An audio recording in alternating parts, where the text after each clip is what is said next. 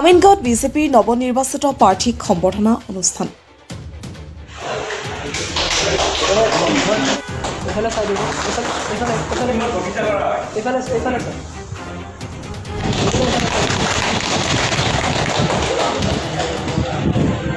আমিনগাঁৱত 90 নং লাচিতগড় গাঁও পঞ্চায়তৰ নিৰ্বাচনী সমিতিৰ উদ্যোগত এই সম্বৰ্ধনা অনুষ্ঠানৰ আয়োজন।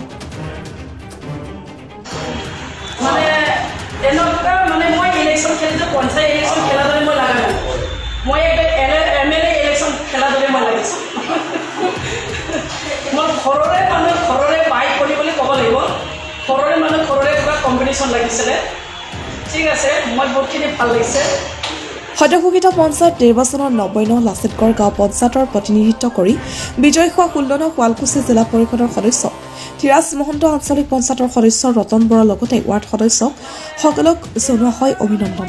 উক্ত অনুষ্ঠানত নিৰ্বাচনী সমিতিৰ সভাপতি প্ৰদীপ দাস, সাধাৰণ সম্পাদক অপূৰ্ব দাস, বিপিন দাস, বিকি দাস, বিষয়ববীয়া আনন্দ বড়ো, প্ৰভাত কলিতাৰ লগতে বুথ সভাপতিসকল উপস্থিত থাকে।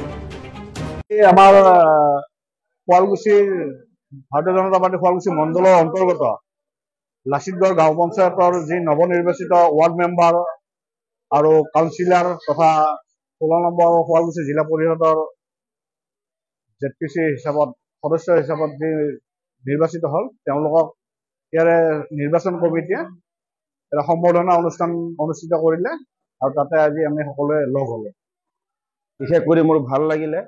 আমাৰ 90 নং লাচিতগড় গাঁও পঞ্চায়তৰ যেহেতু আমাৰ নিৰ্বাচনী কমিটি কাৰ্যকৰ্তাসকলে আমাৰ মণ্ডলৰ শুৱালকুছি মণ্ডল আমাৰ ধীৰাজ মহন্ত ডাঙৰীয়াৰ নেতৃত্বত বহুতখিনি আমি আগবাঢ়িছোঁ আৰু ভালো লাগিল আৰু বহুত কিছু আমি কাম কৰিম বুলি আশা কৰাৰ কাৰণে আমি গোটেই সময়টোৰ পৰা আজিৰ লগ হৈছোঁ।